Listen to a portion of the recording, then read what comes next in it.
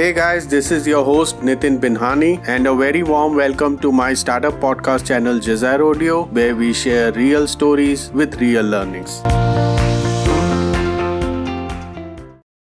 Today we are unraveling the rise and fall of Zilingo, once a shining star in the Southeast Asian fashion tech scene and a unicorn in waiting. We'll uncover how Zilingo's meteoric growth was masked with deep operational cracks, fight between CEO and lead investor that ultimately led to its liquidation in early 2023. Let's dive the story into 4 parts, followed by key takeaways for founders. Part 1. The rise. Picture Bangkok in 2015, where hundreds of sellers with local products had no way to reach buyers except the passing tourists. It was here that Ankiti Bose, a McKinsey and Sequoia alumnus, and her co-founder Dhruv Kapoor, an IIT graduate, had a vision. The founders saw small local merchants with untapped potential and thus set out to build Zilingo, a platform to connect Southeast Asian vendors directly with global fashion brands and consumers. Initially, Zilingo was a straightforward e-commerce platform, showcasing thousands of stalls from Thailand, Indonesia, India, and beyond. However, the founders soon realized that simply listing products wasn't enough. Small sellers needed support in financing, inventory management, and supply chain logistics, typically the nuts and bolts of running a modern fashion business. Thus, Zilingo expanded into B2B, seller-focused efficient services, offering sellers merchant loans and insurance in partnership with United Overseas Bank or UOB, coupled with inventory planning tools, guaranteed buyback programs, and end-to-end supply chain solutions. The vision was ambitious. Zilingo turned local boutiques into efficient, fast fashion operations.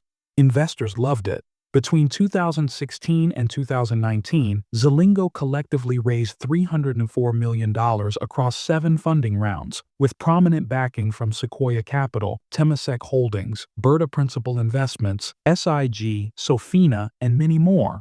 Zilingo last raised a blockbuster $226 million Series D that valued the startup at nearly $1 billion. With a flush of cash, Zilingo onboarded over 50,000 merchants and partnered with 5,000 factories, aiming to dominate Southeast Asia and beyond. Part 2. Meteoric rise and growing pains. Soon enough, Zilingo was heralded as the next big thing in fashion tech. Its marketplace was thriving. The B2B arm was generating promising contribution margins, and the founders publicly talked about IPO potential. However, beneath the surface, the cash was burning fast. Like many e-commerce ventures, Zilingo too leaned into aggressive growth tactics discounts, with hefty marketing spends, heavy influencer campaigns, and subsidies to attract merchants. Reports suggest it spent up to $8 million per month on marketing, and a single influencer deal cost $1 million, with the promise of 1 million new users, although only 10,000 new users materialized. Meanwhile, its financials told a shocking story. In 2019 alone, Zilingo barely generated $98 million in revenue, with losses exceeding $230 million. To diversify revenue, Zilingo doubled down on its B2B SaaS tools. Ironically, Zilingo lacked a robust internal technology to manage its own sprawling operations. Onboarding processes were done manually. The marketplace and merchant services platforms ran on separate and often buggy systems, and basic features like client setup were delayed by weeks. For a startup that focused on selling with efficiency to its core customers, its own internal systems were chaotic to say the least. In 2020, Zilingo's foray into the U.S. market was cut short by the COVID-19 pandemic. Factories shut down, global logistics snarled, and consumer demand nosedived. Attempting to pivot, Zilingo inked a deal to supply 10 million KN95 masks to India worth $22.5 million, but later faced legal action over late deliveries of 3.2 million masks. The brand's reputation and cash reserves took a serious hit. Part 3. Cracks in the foundation. By late 2021, even staunch supporters were growing uneasy. Investors led by Sequoia India expressed grave concerns about unverified revenue figures and possible merchant-side fraud. Auditor inquiries revealed conflicting numbers. In various presentations, Zilingo cited FY 2021 revenues of $190 million and boiled it down to $164 million, including uninvoiced sales, followed by another report that showed net revenue closer to $40 million. The pressure was building. Ex-employees painted a picture of a workplace ruled by fear. CEO Ankiti Bose was alleged of publicly shamed staff, warned them of limited second chances in the industry, and insisted on controlling every major decision. The board pressed for a leadership change. In January 2022, Sequoia partner Shailendra Singh quietly suggested a successor.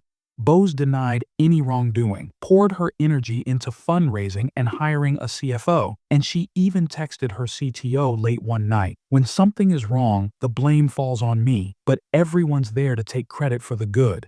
In March 2022, the complaints of financial misrepresentation had piled up, and the board suspended Bose pending an investigation by Kroll. Just a week later, board members and investors convened again, this time to liquidate assets rather than rescue the company, convinced that the cash burn and governance lapses were irreversible. The Sunday Guardian, however, supports Bose and paints Sequoia's partner Shailendra Singh as the key villain. The paper cited it as a dark tale of Singh's massive personal ego that hurt both the company's business and its survival. It seems that whistleblowers were weaponized, used, and misused to get Bose exited, and were then eventually silenced.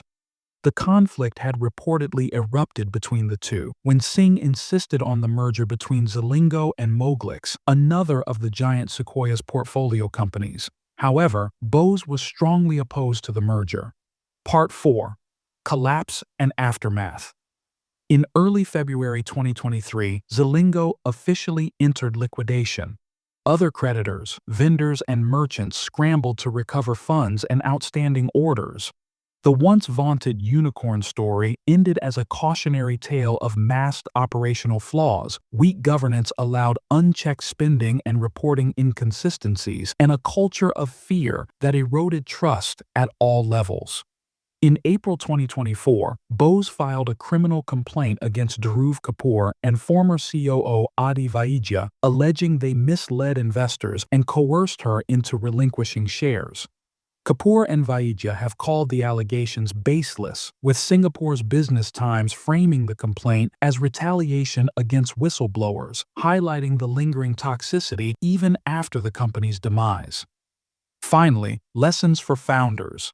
Here are 5 key lessons for founder from Zilingo's journey. 1. Corporate governance matters.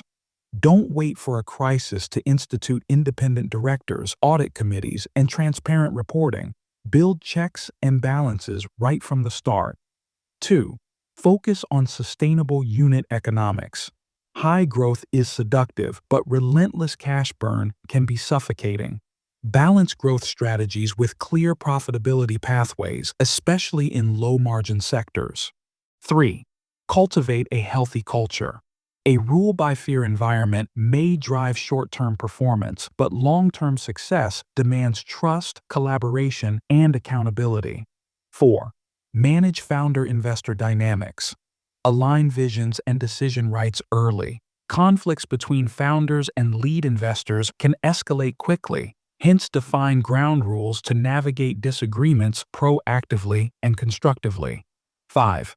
Prepare for external shocks. Whether it's a pandemic or regulatory shift, build financial buffers and scenario plans. Diversify markets and revenue streams prudently. Folks, that's it for today. Thanks for tuning in. Please like, comment, and subscribe to the channel. Join us next time as we continue exploring the dynamic world of startups and the valuable lessons from their journeys.